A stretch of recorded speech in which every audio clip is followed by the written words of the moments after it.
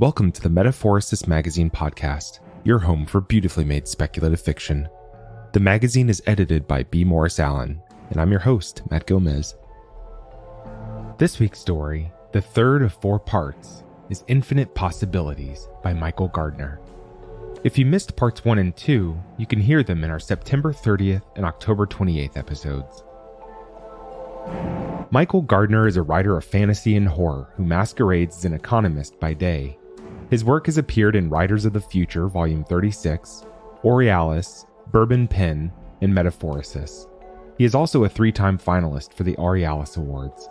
You can find out more about Michael and his work at www.michael-s-gardner.com.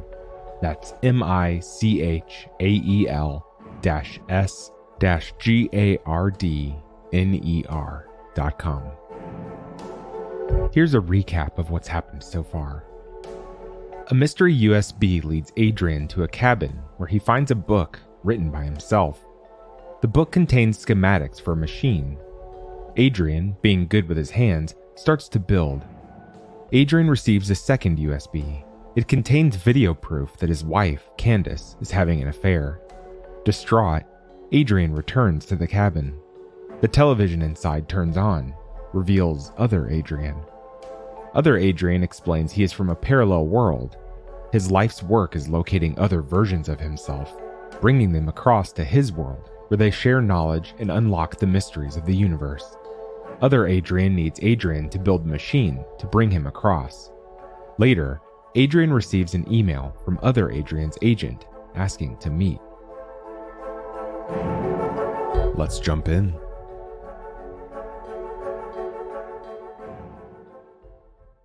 He's chosen one of the coffee places in the city that Candace talks about, a place on the corner of a pedestrian mall and a busy road. It's newly painted, polished concrete floors, a strange assortment of furniture, some old, some new, which Adrian senses is less random and more planned than appears at first glance. He takes a table outside in the mall. It isn't the nicest table. The drone of cars from the nearby road is prevalent, as is the scent of tar and exhaust, which overpowers the smell of coffee. But he wants to be outside, to have a view of his contact when they arrive. Deep down, he's also wondering if Candace might drop by, catch him out with someone, realize he's got secrets too. Why else has he picked a cafe that she talks about? But then again, when was the last time she mentioned this place? A month ago? More? He doesn't know. If he's honest, he doesn't really listen anymore. Is that why she looks elsewhere? No, that's on her, not him. He watches pedestrians approach in 2s, in 3s, more. Some stop, survey the menu, others walk on.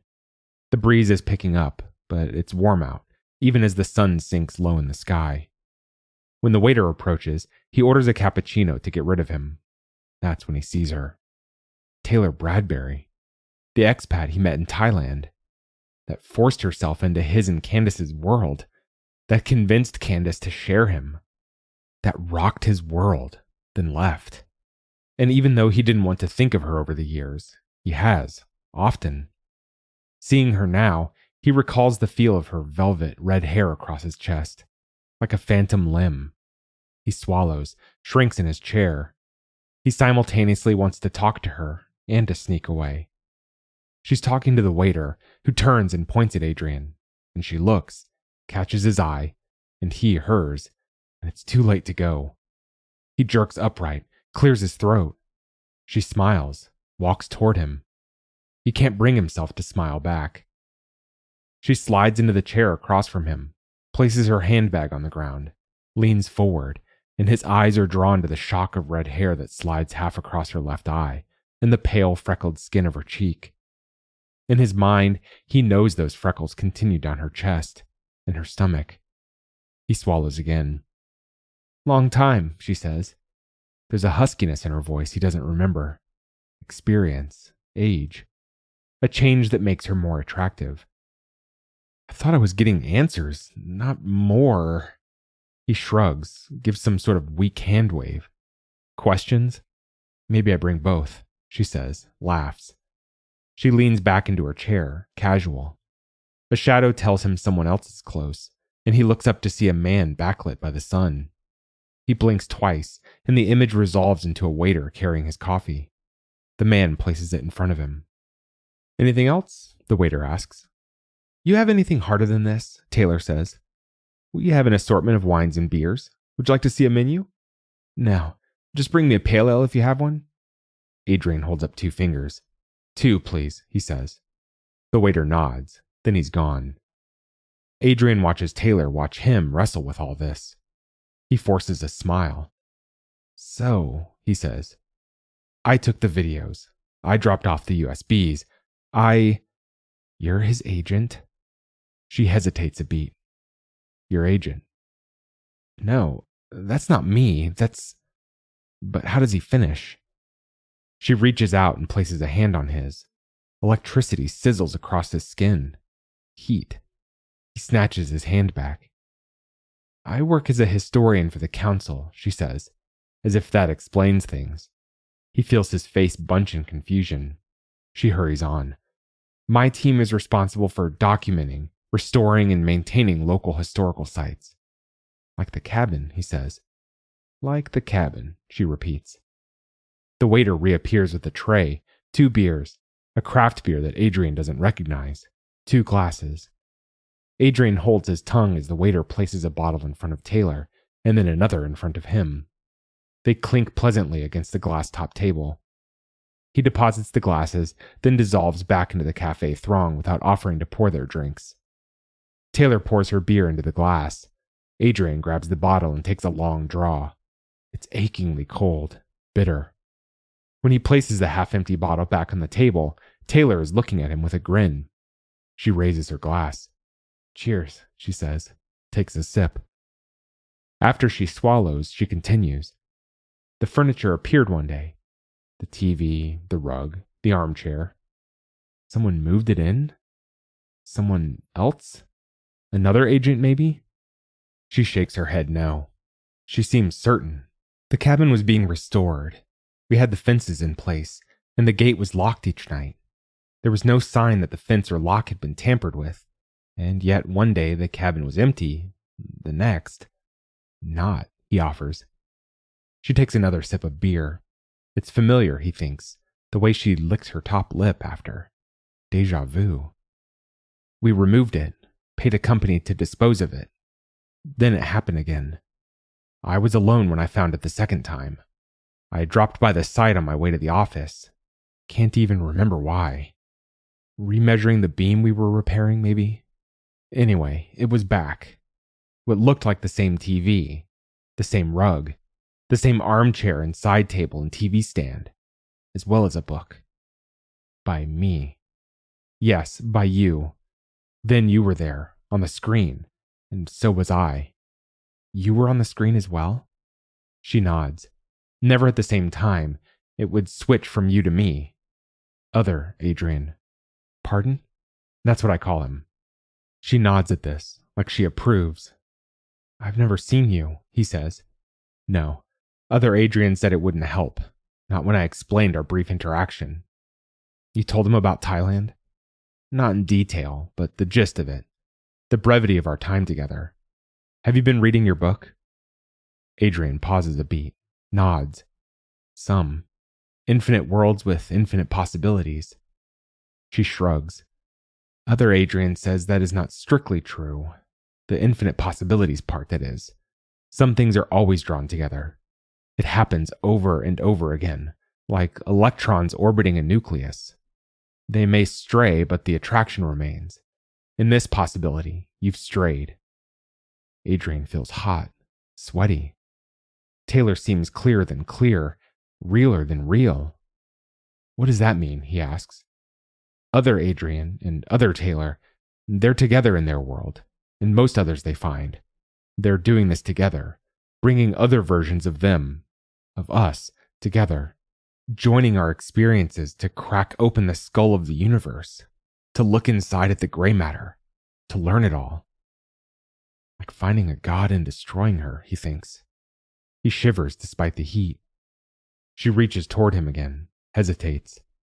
When he keeps his hand on the table, she lowers hers, places it on his. This time, he maintains contact, allows the heat of her skin to spark a fire inside him and send embers into his bloodstream, into his pounding heart, into his brain.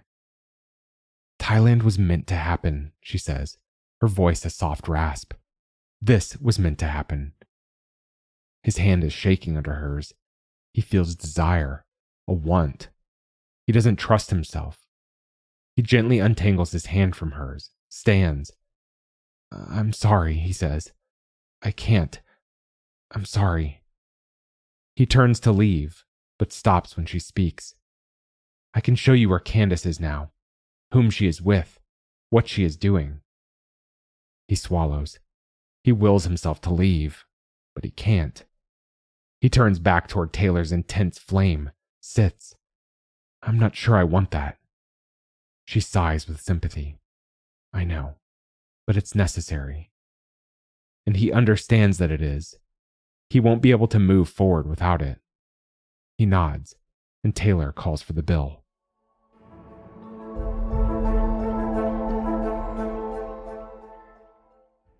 He was 36 when his appendix burst. The pain had built steadily over several days, a burning sensation that he at first mistook for indigestion, but it became sharper, focused. A throbbing, low in his right side that felt like a nail had been hammered into his gut when he applied pressure. In hindsight, he was naive. He thought it was his diet or drinking too much. He'd continued driving the bus as the pain had built, then the fever, hoping it'd all go away. It was Candace that twigged what was going on, which was odd in hindsight. They weren't talking much at the time. She was grieving her mother, and after some clumsy efforts by Adrian to provide comfort, she made clear there was nothing he could do to make it better. So he gave her space, and at the same time started to resent her for going back on the pill without a discussion. Despite that, she must have intuited something was wrong with him, because she broke through and somehow deduced what was happening. When she said the word appendix, it was like watching an old silent film where a light bulb turns on above the main character's head. By the time he got to the hospital, he felt better. The pressure in his right side had reached a crescendo, and suddenly, like jumping from a plane, he felt weightless. He felt relief. They told him after that that was the moment it ruptured. He doesn't remember much about going into surgery. An anesthetist that asked him if he was nervous, his replying no, all the while the heart monitor pinging like a slot machine revealing his lie. He remembers lights, counting backward. Then he was awake. It was all over, but he didn't realize at first. He didn't realize much of anything, other than that there was a presence next to him, slumped in a hard armchair. "Mom?" he asked, surprised at how sluggish his words sounded. He could see he was in a hospital, but in those first few moments he wasn't sure why. "Mom?" he said again. A hand reached out, grasped his. Young skin. Maybe not as young as it once was, but warm, soft. The first time Candace had touched him in months. Or maybe, if he were honest, the first time he'd allowed her touch to get through the shell he'd erected. And maybe then only because of the morphine that fogged his senses, that made him confused about what was going on. "It's me, babe," came the weary reply. He forced himself to look her over, to take her in. She'd just woken, but even in his daze, he could see she was exhausted. "Did you stay here all night?" he asked in that slow, unfamiliar drawl. His mouth felt so dry. As if intuiting this, she held out a cup for him, helped him sip it. When he was done, he sighed and sat back against his pillows. "Don't worry about me," she'd said, smiling. "Get some sleep." And he had. It had been easy to sink back into oblivion, to let the drugs wash his mind clean. But before he went to sleep, a thought struck him, stuck with him. Would I have done that for her? He didn't know. But something about that act, that willingness to put aside her comfort just to make sure he had someone familiar nearby when he woke in a drugged daze, half confused, that struck him as something amazing.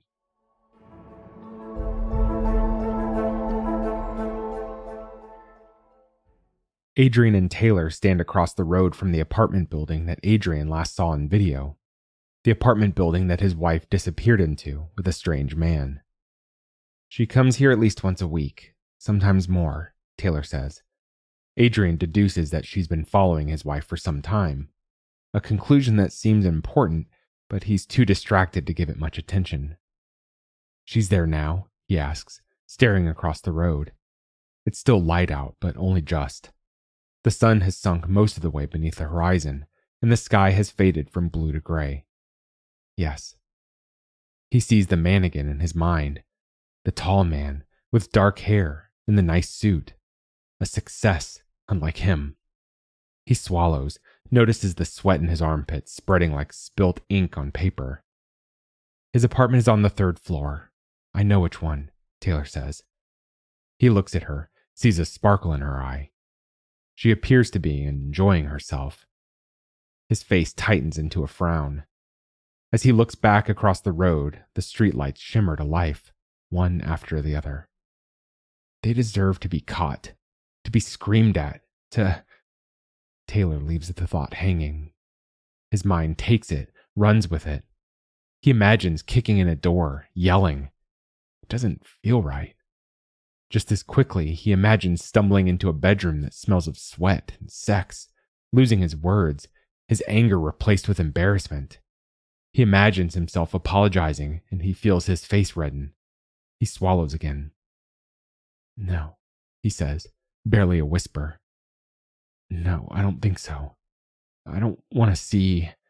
I understand, Taylor interjects, and takes his clammy hand in her soft, dry one. She rubs the back of it, ever so gently, with her thumb. A thumb that is small and smooth and sensual. Adrian's eyes are drawn to it, watching it move back and forth.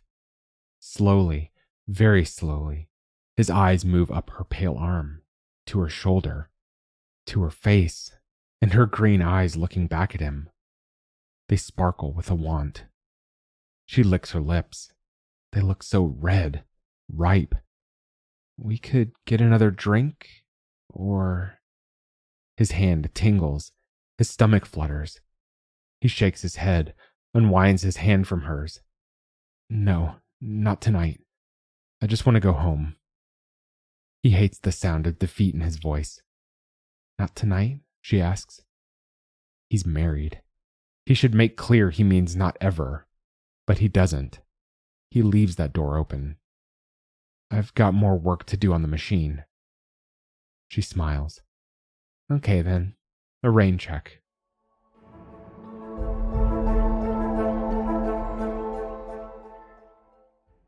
Adrian stares at the maze of wires and circuits in the machine.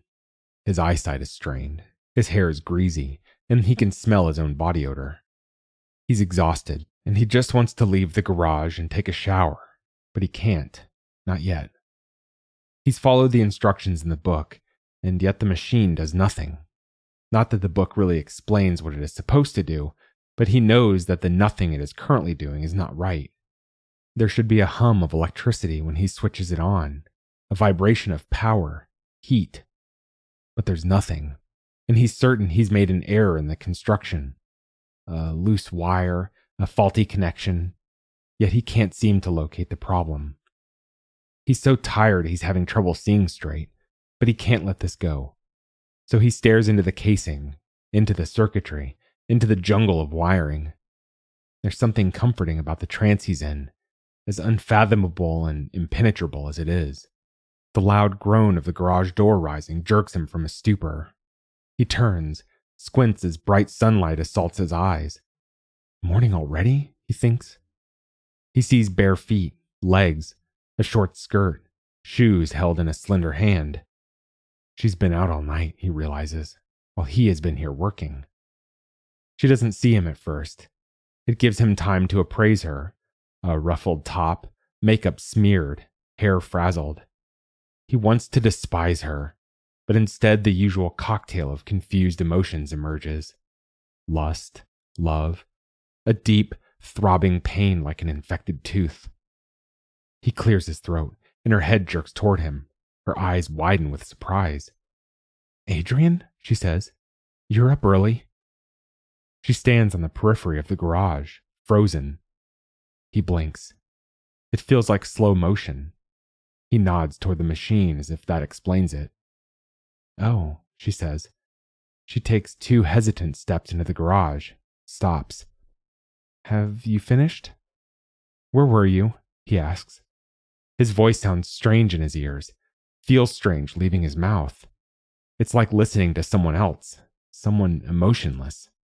A bluff, because his emotions are a pit of seething snakes, constricting, biting, slithering all over one another. "Out," she says too loudly. Her eyes dart away. "With Ginny and the girls, like I said." She glances back at him. "All night? Or you slept it off at Ginny's place?" Candace swallows, which sounds loud contrasted with the quiet of the early morning.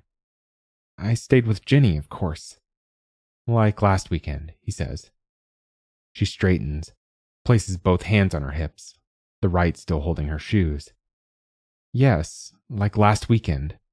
What did you think I was doing?" she says, on the offensive now. His body responds like it always does. His stomach dives down to his toes. His neck warms. His heart beats harder.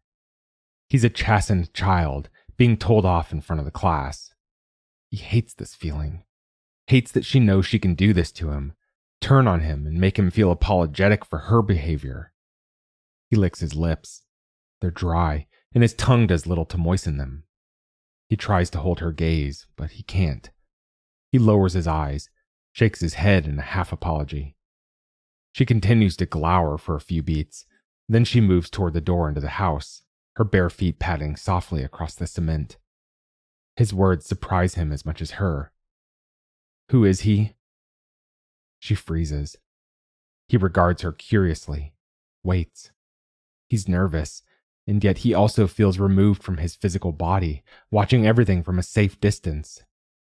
She turns slowly, purses her lips, huffs.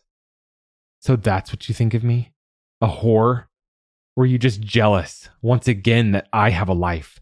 That I refuse to give up and wallow at home every weekend with you, feeling sorry for myself? Is that it?" He opens his mouth to respond, but she doesn't let him. "I was out with Ginny. Understood? I keep telling you that you can come out with us anytime you like. It's you that chooses not to. So you don't get the right to start throwing wild accusations around just because you've let your imagination run away with you." He rises from his seat, the stool screeching as it slides over the concrete. "No, don't fucking come near me. I'm getting a shower and having a sleep. You could do with the same. You stink. But do me a favor, take the spare room." She turns to go, and he's suddenly overwhelmed by the unfairness of it all. His heart turns to fire. His churning belly hardens into stone, and he feels his face contort into something bitter. 26 Charlton Street, Adrian hisses. She stutters mid-stride, deflates before his eyes. When she looks back, her mouth is an O, and her eyes are glassy with a hint of tears. Adrian thinks she will continue to deny what he knows, thinks she will attack him again. But she doesn't. She turns and rushes into the house.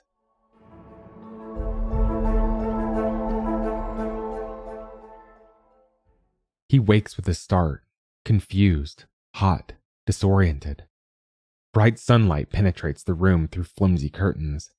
A room that isn't his. This one has pale gray walls and a musty smell.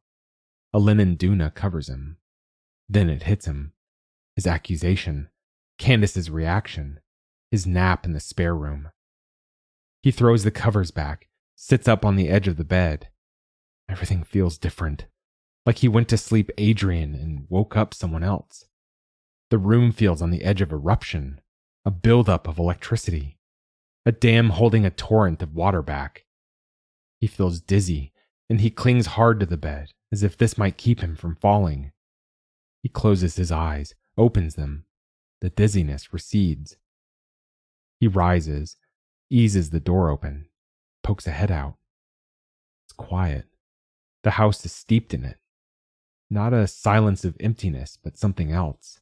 A full silence, filled with words yet to be said. He knows Candace is in their room, sleeping or feigning sleep. Right now, he doesn't care that she's here or for her words. He doesn't need to do this her way. He doesn't need to listen. He's shared his knowledge. Now he can act, move on. But to where? His mind wanders to Taylor, to the machine, to the cabin. He moves out of the bedroom, walks as quietly as he can into the living, dining kitchen space. He's still wearing the clothes he worked through the night in. They're crumbled and smell of stale sweat. In the kitchen, he checks the clock on the microwave, sees that it's just after 11 a.m. He hasn't slept long. He thinks about turning the kettle on, but then thinks better of it. He doesn't want to rouse her. He wants this moment to himself, the eye of the storm. He removes orange juice from the fridge, quietly pours a glass, and sits at the bench to drink. He spies his phone on the charger, removes it, checks for messages. None. Emails. 1. He opens it, and there she is. Redhead 22. The only thing she sent is a phone number. He checks the hall again as if he might find Candace lurking there, then dials. As it rings, he gets up and goes to the garage, closes the door behind him. She answers. "I was wondering when you'd call," she says. Her voice is husky, sensual. Adrian swallows. "When I'd call, not if. I'm an optimist." He can hear the smile in her words. She's enjoying this, he thinks. How did she take it? She asks. He wonders how she knew he'd confront her. Like Candace? What's that mean? He shakes his head. Like it's my fault, he thinks. He wonders for the briefest moment whether it might be, but then corrects himself. No, it's not. It's hers. What has he ever done but be faithful? And yet there's guilt there. Something that gnaws at him, which he pushes down, ignores for now. It means she took it badly, but that doesn't matter. I've nearly finished the machine. Oh? She says. Both like this is a surprise and expected at the same time. So you've decided? You'll be brought across? To join him? To join us? There's an eagerness in her tone. I'd like to speak to him again first, he says. Of course. And I won't do it alone. You won't have to. I'll be there. He swallows again. In his mind, he dips into the past and feels, vividly, her soft hands. He sees the pale skin of her arm as it caresses his chest. He can feel the swell of her breasts against him. He shivers. She said they were made for each other. It's inevitable. A repeated attraction across infinite worlds. He feels it. Do you have a car? He asks. Yes, of course. Will you come get me when I'm finished? Yes, she whispers into the phone. I will. Taylor? Yes, Adrian? He wants to thank her for finding him. He wants to explain his excitement, his curiosity, his fear, his guilt. Yet the words avoid his grasp. I'll call again soon. She hangs up. He stares at the dormant phone in his hand for a moment. Then he goes to his workbench, and feeling fresher, he begins to recheck the wiring.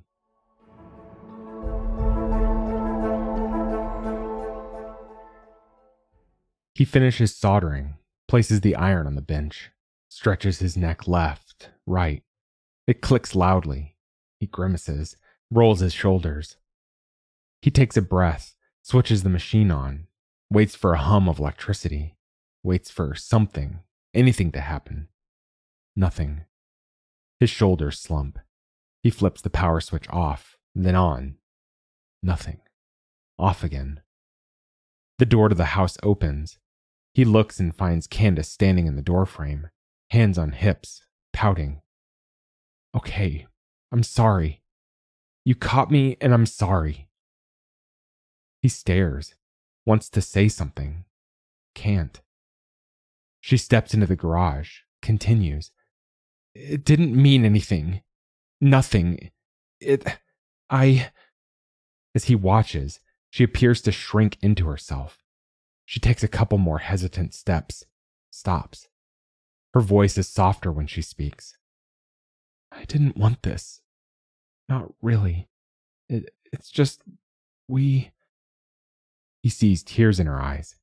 One spills onto her cheek and leaves a silvery trail as it runs toward her chin. Part of him feels sorry for her.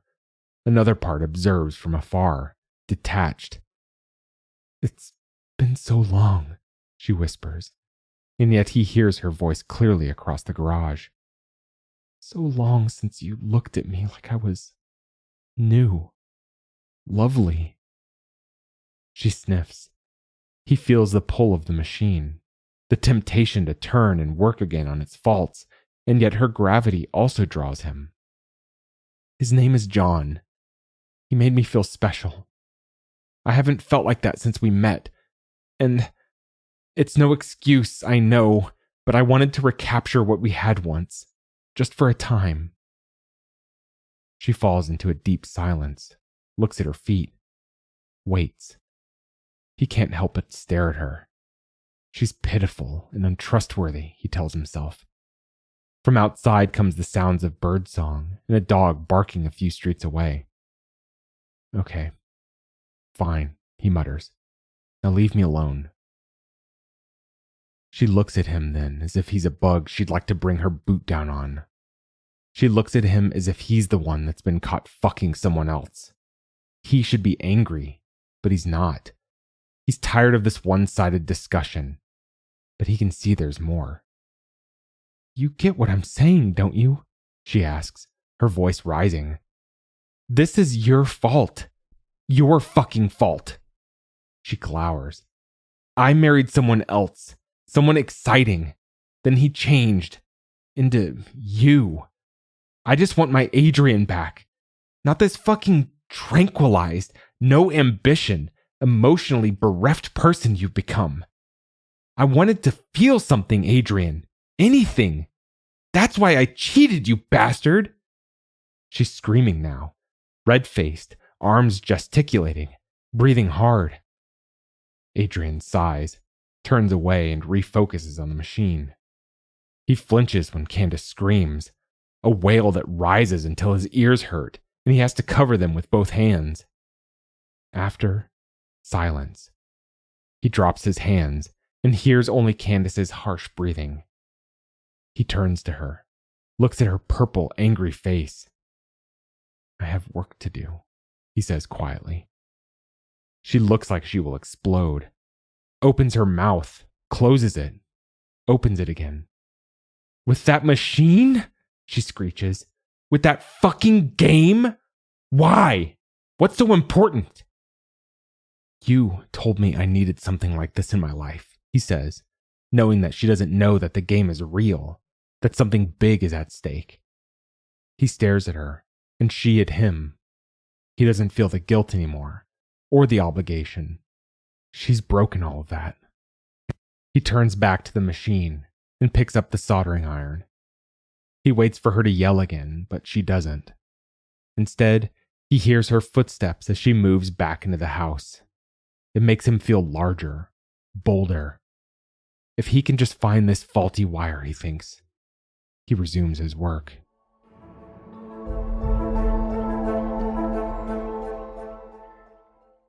"12 months back, Adrian relented and went out with Candace and her friends. They all met up in an Italian restaurant in the city with nice food and nicer wine.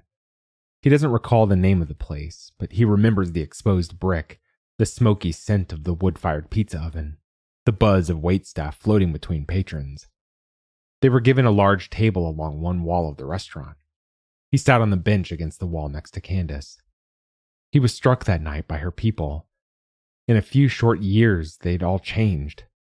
He didn't know any of them. The only topics they talked about were the office, difficult clients, and clever solutions. They used jargon that made discussions hard to follow. Whole sentences floated by him. He presumed most of them worked with Candace, colleagues, bosses, and managers once removed. Important people, comfortable in their own spheres. People who'd shrunk the world down to a bubble small enough to understand and beat. A bubble that contained accounting, a firm of a few hundred people, and a list of clients. Beyond that, nothing of importance. The thing was, from the perspective of an outsider, and a lowly bus driver who didn't define himself by his meager contributions to society at that, the stream of words was both impressive and thin. Like discovering the new town you've entered is actually a movie set with nothing but scaffolding behind the colorful facade. These people only seem to have two settings: talk or wait to talk. And for all of the fancy words, the topics were always about whomever was the speaker at the time. Yet that night sticks in his mind. On one level, Candace mimicked them, and he listened to her with the same detached and horrified fascination as he did the others. But when someone else took center stage, she'd place her hand on his knee under the table, lean close to him until her hair tickled his ear, the side of his neck. Sometimes she'd sneak a kiss, a quick peck on his cheek, occasionally something that lingered longer, a nibble at the corner of his mouth. She'd lean in and whisper real words to him. She thanked him a lot, told him she loved him, told him she couldn't have got where she was without him. That night he saw her, not the pantomime she produced for work, not the judgment at home. Her, the girl he'd first met and fallen for. It was like she lifted the window a crack to let in fresh air, and through it he'd caught the scent of her, a flash of the real her walking by. That night he realized that behind their difficulties, if he could just peel back the layers enough, he'd find her still there, someone pure and familiar. He just had to try. But it was easy to fall back into old habits and familiar patterns. Adrian promised to try, but he put it off to next week, then the week after. Then eventually he stopped promising, and she didn't reveal herself again.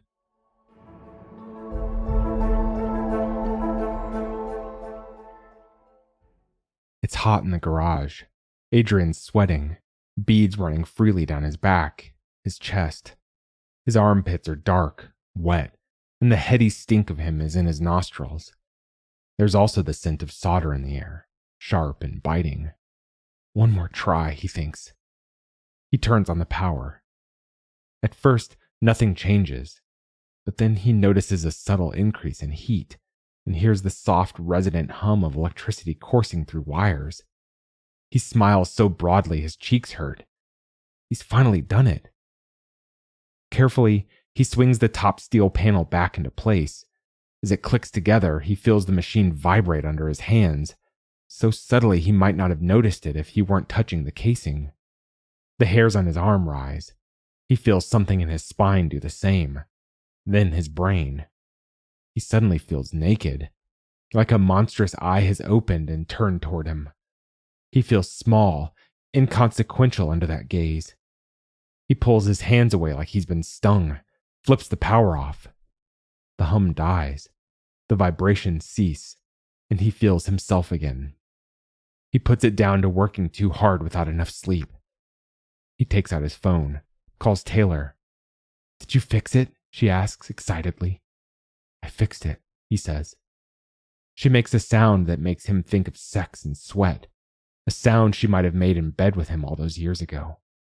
He swallows hard. "I'll be there in 20 minutes. "Wait," he says, and for a moment he's not sure if he's caught her before she's hung up. Then he hears her breathing. "For what? You're really sure about this? You're ready to just leave this world behind on the promises of a stranger? What if it's a trick? What if it's not what he promised?" He can't shake the feeling that this is all too big, too crazy, and important. He doesn't seem to have enough information to make an informed decision.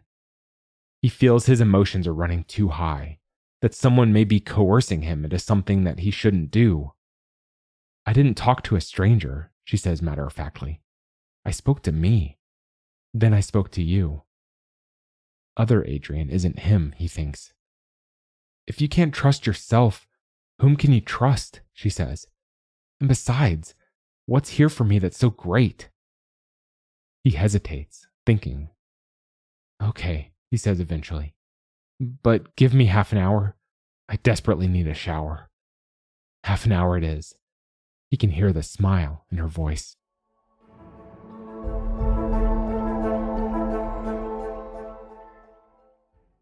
Candace is waiting when he steps out of the bathroom, hair wet, a towel wrapped around his waist. She looks like she's been crying, and her arms are crossed defensively across her chest. He stops, stares, waits. "Can we talk?" she says. Her voice is soft, raspy. He feels for her briefly, until he recalls what she did. This isn't his fault. "I don't have time," he says. He steps past her and walks to their bedroom. He doesn't know what he should wear or what he should bring. Candace follows him into the room. He ignores her, removes clean underwear from his drawer, puts them on without removing the towel.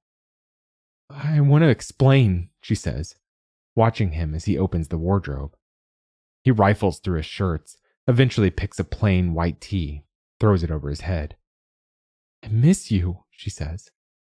He regards her quizzically, turns back to the wardrobe, finds a pair of black chinos.